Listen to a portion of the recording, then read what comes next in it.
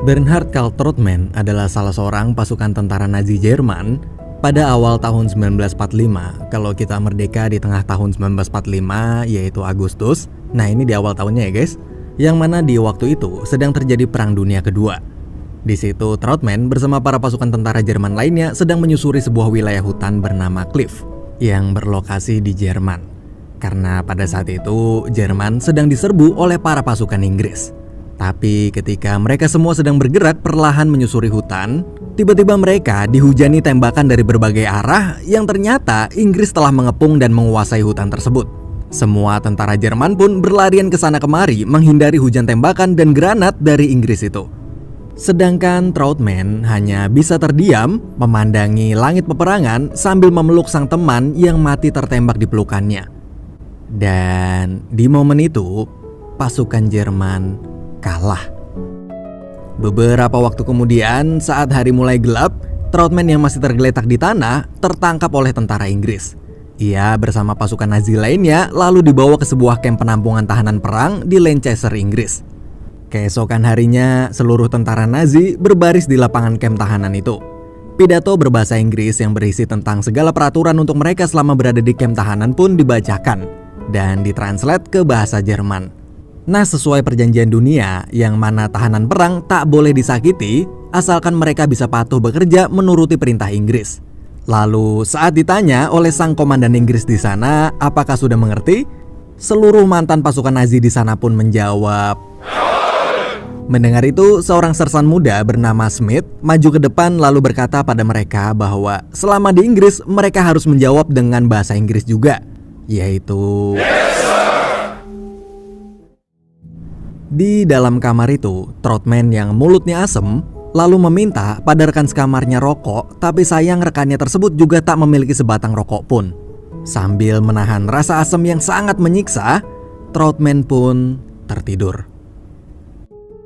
Keesokan harinya, Trautmann dipanggil ke ruangan Sersan Smith.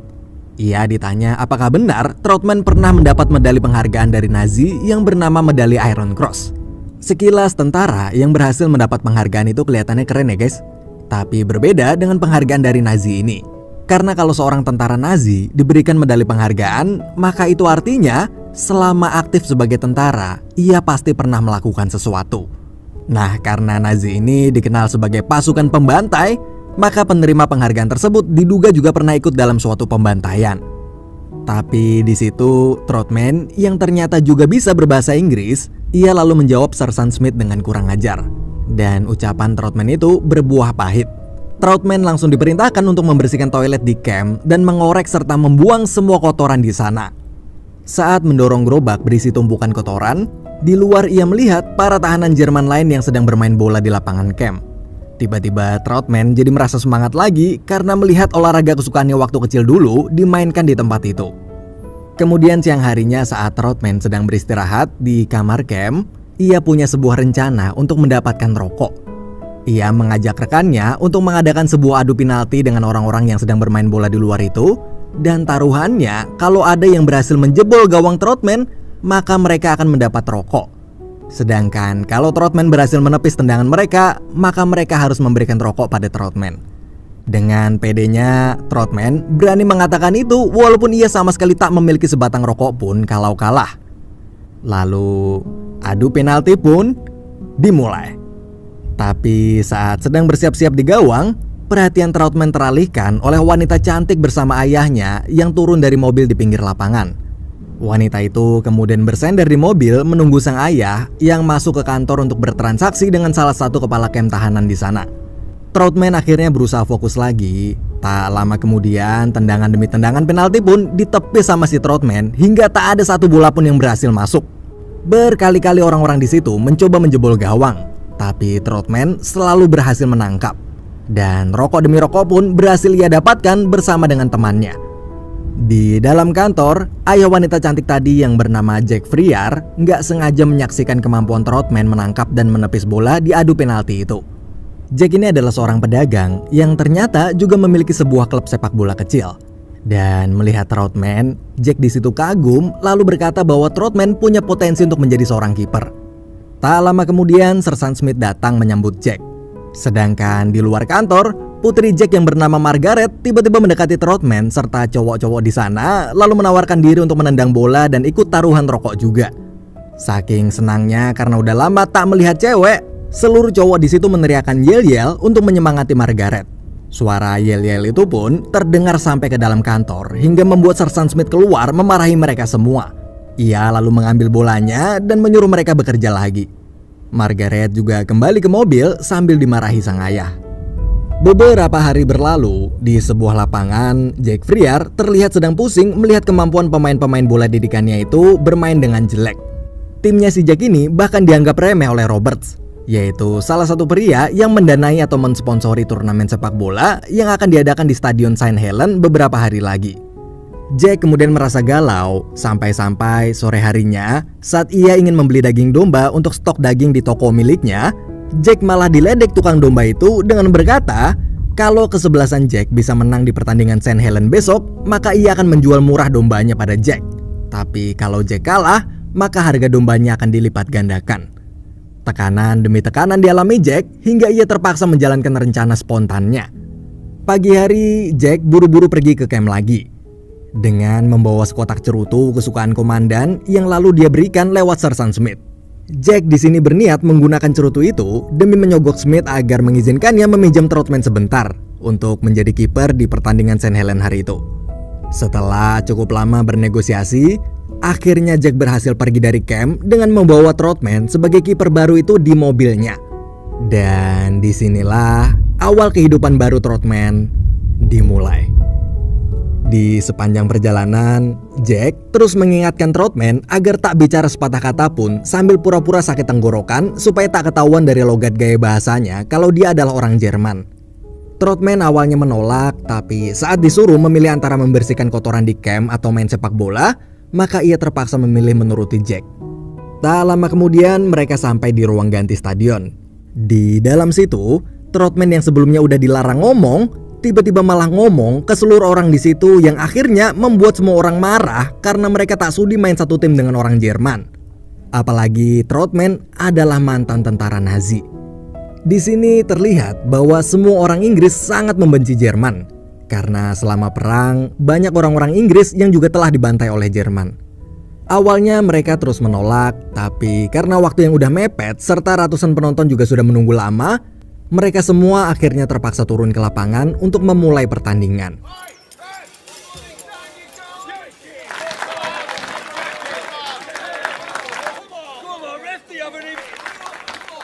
What's going on? Is that Ian?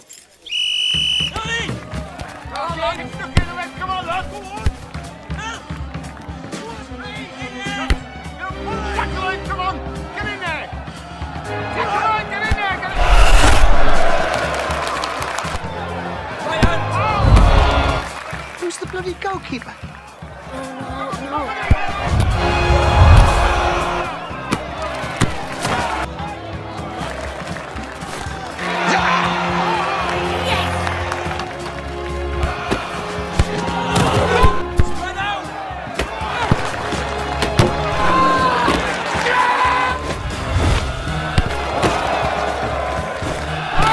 Tim Jack yang selalu diremehkan itu berhasil memenangkan pertandingan dengan skor 3-0. Gawang mereka pun bersih dari gol berkat aksi gemilangnya si Trotman. Setelah semua berakhir, tanpa berlama-lama, Jack langsung membawa kembali Trotman ke mobil dan mengantarnya kembali ke camp. Di dalam mobil, diam-diam, Trotman mencuri sebungkus rokok milik Jack karena merasa ia berhak dapat sesuatu setelah membantunya menjadi kiper. Setelah selesai mengantar Trotman, Jack yang mulutnya asem pun mencari-cari di mana rokoknya, tapi nggak ada dimanapun. Saat sampai di rumah, ia tiba-tiba dapat perlakuan tak menyenangkan dari keluarganya. Jack disambut dengan dingin karena telah membawa mantan anak buah Hitler atau mantan pasukan Nazi ke pertandingan tadi. Tapi Jack bukannya menenangkan situasi, ia malah semakin membuat keluarganya kesal dengan memberitahu bahwa Trotman nggak cuma membantu tim bolanya aja, tapi dia juga akan membantu mengelola toko bersama dengan Margaret mulai besok. Esok hari pun tiba, Jack membawa Trotman ke toko kelontong miliknya. Di sini Jack memberitahu Trotman berbagai hal wajib selama bekerja di situ. Tapi di momen itu, Putrinya yaitu Margaret yang juga sebagai pelayan toko menyambutnya dengan dingin. Dari tatapan Margaret, Troutman tahu bahwa Margaret sangat membencinya sebagai mantan pasukan Nazi. Berkali-kali mereka berpapasan, tapi Margaret selalu membuang muka. Hingga suatu saat, waktu mereka berdua bertemu lagi, Troutman langsung berkata, Margaret, I'm not some kind of monster. tetapi Margaret langsung menceritakan alasan kenapa ia sangat membenci Nazi. Ia tak akan bisa melupakan waktu dulu para tentara Nazi membantai dan merampok rakyat Inggris. Bahkan dulu Margaret pernah berkali-kali gagal latihan dansa karena harus berlindung dari bom di pengungsian saat tentara Nazi menyerang. Troutman lalu berkata kalau ia menjadi tentara Nazi karena tak ada pilihan lain. Seandainya manusia bisa memilih, lebih baik dulu dia memilih berdansa dengan Margaret daripada berada di medan perang. Mendengar itu Margaret pun terdiam, kemudian masuk kembali ke dalam toko. Troutman lalu merenungkan perkataan Margaret. Tapi saat ia melamun, ia melihat sebuah bola di dalam gudang yang kemudian ditendangnya ke dinding berkali-kali, dan hiburan dadakan itu sekaligus membantunya latihan menangkap bola. Hari demi hari pun berlalu. Senin sampai Jumat, pada siang harinya Troutman rutin bekerja di toko, sementara hari Sabtu ia bertanding sepak bola. Dan setiap minggunya, tim si Jack selalu memenangkan pertandingan berkat gawang yang selalu bersih dari gol karena kegemilangan Troutman sebagai kiper. Karena sering membantu, keluarga Jack pun semakin akrab dengan Troutman. Troutman bahkan membuatkan enggrang untuk adiknya Margaret. Beberapa bulan kemudian, seluruh tahanan camp dipanggil berkumpul. Di situ Sersan Smith memberitahukan bahwa sekutu telah berhasil memenangkan Perang Dunia Kedua. Bulan tersebut adalah bulan Mei, yang artinya itu adalah 3 bulan sebelum Indonesia merdeka. Para tahanan mantan tentara Jerman di camp itu lalu akan direedukasi. Reedukasi ini adalah sebuah program di mana yang sebelumnya mereka semua dicuci otaknya oleh Hitler, maka mereka akan diedukasi ulang agar sadar bahwa perbuatan mereka selama ini itu salah. Malam itu, Sersan Smith mengadakan acara nobar layar tancap yang dikira seluruh mantan Nazi di sana filmnya nanti adalah film komedi. Tapi saat proyektor dinyalakan, film yang diputar malah sebuah rekaman kekejaman Nazi dulu. Seperti rekaman pembantaian Nazi, mayat-mayat telanjang bulat dilempari dari truk, dan adegan-adegan sadis lainnya. Di momen ini, Troutman tiba-tiba teringat kejadian masa lalu waktu dia masih menjadi tentara Nazi. Dulu ia pernah bertemu dengan seorang anak kecil berbahasa Rusia atau Uni Soviet yang meminta bolanya dikembalikan saat diambil teman sesama tentara Nazinya. Tapi saat bola dikembalikan dan ketika anak kecil tersebut berlari pergi, teman Troutman itu langsung mengarahkan pistol ke anak itu dan langsung menembaknya. Troutman lalu tersadar kembali. Di situ para mantan pasukan Nazi lainnya yang telah sadar kalau perbuatan mereka dulu itu salah, psikologi mereka semua pun terguncang karena rasa menyesal yang teramat dalam karena dulu telah ikut melakukan pembantaian manusia. Keributan pun terjadi karena saling salah menyalahkan satu sama lain. Esok hari Troutman dan Margaret kembali berbincang di depan toko. Margaret bertanya apa asiknya bermain bola.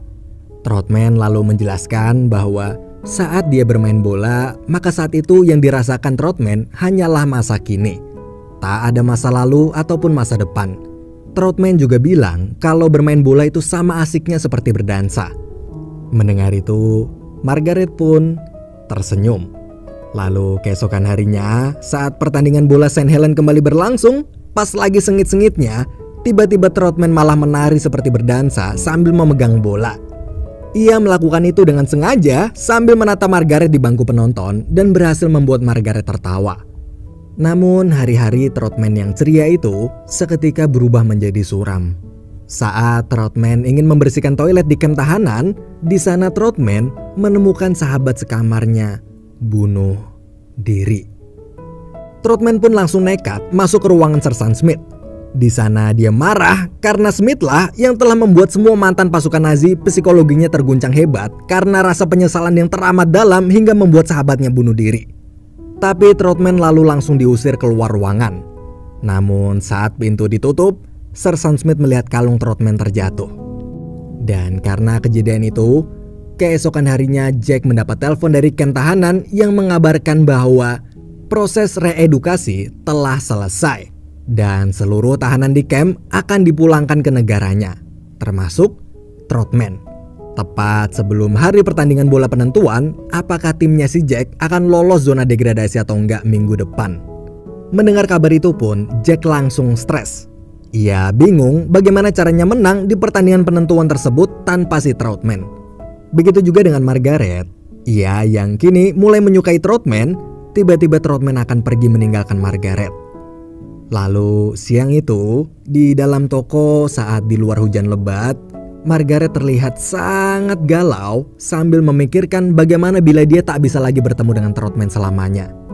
Tapi adik Margaret yang sedang asik bermain enggrang buatan Troutman di luar, tiba-tiba berteriak senang karena melihat Troutman datang kembali. Ketika tahu pria yang disukainya itu muncul, Margaret pun langsung akting pura-pura bersikap biasa, padahal dalam hati dia kangen banget sama Troutman. Setelah itu, Troutman langsung berkumpul di meja makan keluarga Jack. Di sini, Troutman lalu menjelaskan bahwa dia diizinkan tetap tinggal sementara di Inggris selama masih membela sebuah tim sepak bola. Karena di Inggris, sepak bola bisa dibilang adalah jantungnya rakyat Inggris. Di momen makan bersama, saling bercanda dan suasana keluarga yang penuh dengan kehangatan itu, Troutman satu sisi merasa bahagia karena ia baru pertama kali merasakan kasih sayang keluarga. Tapi di sisi lain, Troutman merasa tak pantas ketika mengingat masa lalunya yang adalah seorang mantan pasukan Nazi. Namun, mulai sekarang, untuk sementara Troutman diizinkan menginap di rumah Jack. Dan yap, tibalah hari di mana mereka kembali beraksi. Pertandingan ini adalah pertandingan musim terakhir yang juga merupakan pertandingan terakhir bagi Troutman sebelum pulang ke Jerman. Ternyata pertandingan itu pun ditonton oleh Jock Thomson, yaitu seorang manajer dari klub besar bernama Manchester City. Setelah pertandingan yang sengit, mereka akhirnya berhasil memenangkan pertandingan terakhir mereka itu. Tapi di situ Jock Thomson diam-diam berbicara dengan Troutman yang kagum dengan penampilannya dan meminta Troutman untuk bergabung sebagai kiper di klub Manchester City. Malam hari, orang-orang mengadakan pesta kemenangan di sebuah bar. Troutman di situ akhirnya dapat kesempatan buat ngajak Margaret berdansa.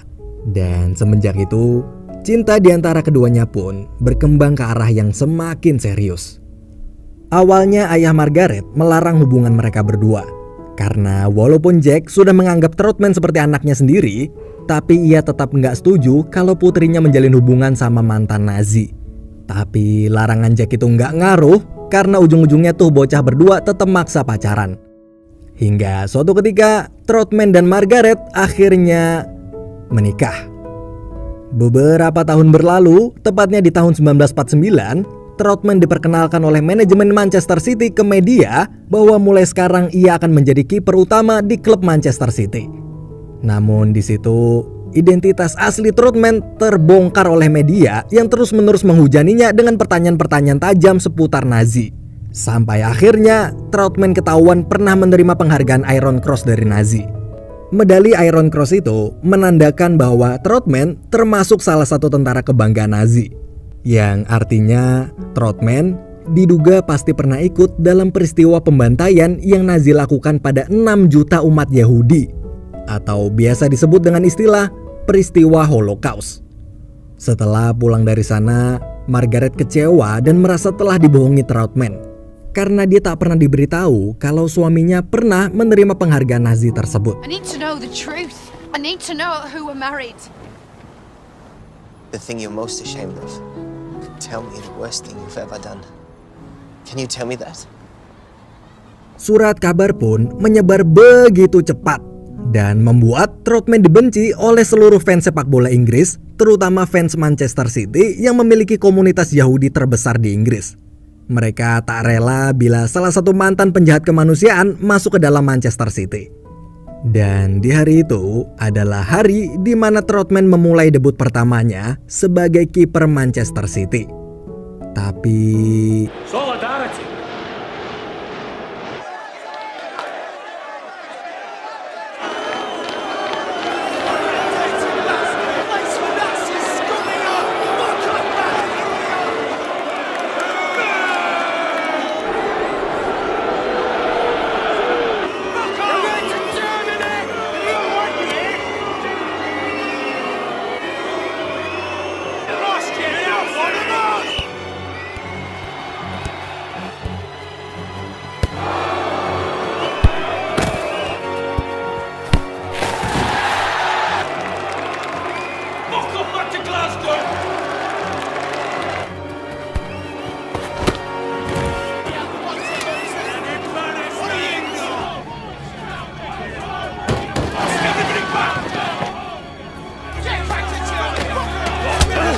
Setelah pertandingan itu, keluarga Troutman terus berusaha membela Troutman mati-matian.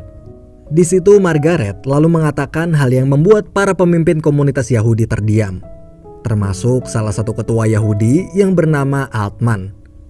Minggu demi minggu berlalu, Altman terus menyaksikan bagaimana Troutman yang berusaha keras menjaga gawang Manchester City. Hingga akhirnya ia memutuskan untuk mulai membuka hati dan menerima Troutman. Kemudian ia pun menulis surat kabar yang berisi ajakan untuk fans sepak bola di seluruh Inggris agar tak menghakimi seseorang karena dosa di masa lalunya. Setelah surat kabar itu tersebar, kini Troutman bisa kembali diterima oleh masyarakat Inggris. Tahun demi tahun berlalu, Troutman menjadi kiper andalan dan makin dikenal banyak orang.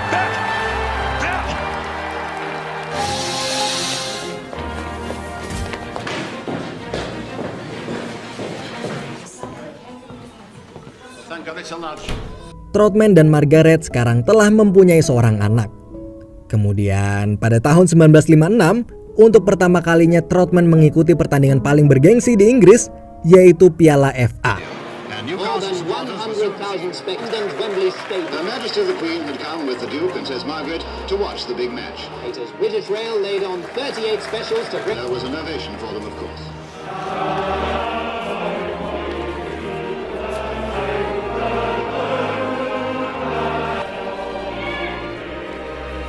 Each side hoping for a positive outcome.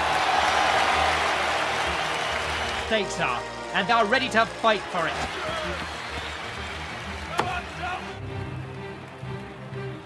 Referee Alf Bond has just blown the kickoff. Roy Clark plays it. He takes a long shot, but straight into Van Troutman's arm.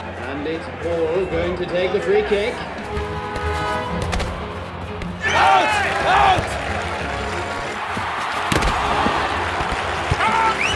And Man City are now finally on the attack. Edge of the box. Back heel to Hayes. He shoots. He scores. This is something completely different to last year when Man City... Already one team's ahead.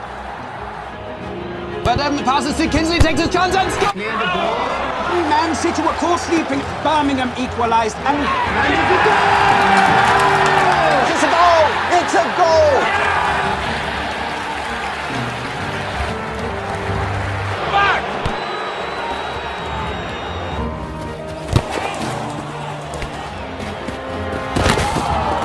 That's Barnes. Barnes.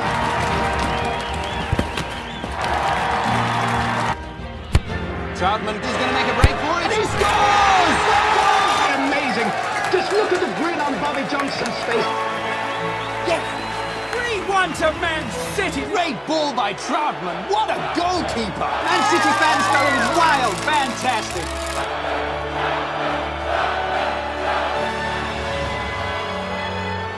Saat Manchester City udah unggul cukup jauh dengan skor 3-1 dan kemenangan sudah di depan mata, tapi saat Troutman akan menangkap bola,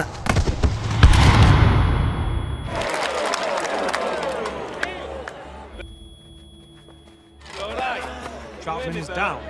Need the medic! Stay back, lads. There seems to be a problem with his neck. Just calling the medic over now. Aye, Bert. During that tackle. akibat kejadian itu leher Troutman patah. Namun Troutman tetap memaksakan diri untuk terus melanjutkan pertandingan. And the audience gives him the support he deserves. He gives the signal. He is done.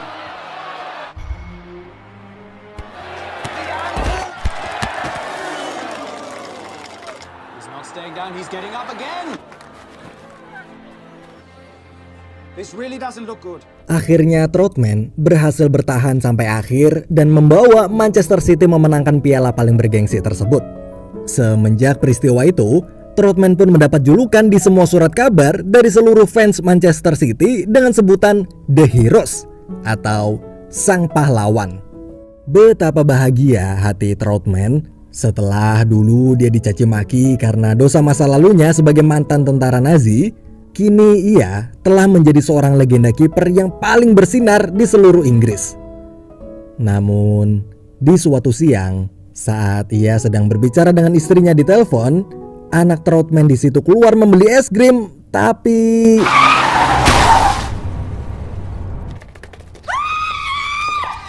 Hello? Margaret? beberapa hari kemudian, suatu siang, ia kembali bertemu dengan Sersan Smith saat sedang melihat makam anaknya. Di sana, Smith lalu mengembalikan kalung milik Troutman yang dulu terjatuh di ruangannya sambil berkata bahwa Sersan Smith datang ke situ karena makam anak dan istrinya juga dikuburkan di situ. Dulu, anak istrinya menjadi korban saat Jerman membombardir Inggris dalam peperangan.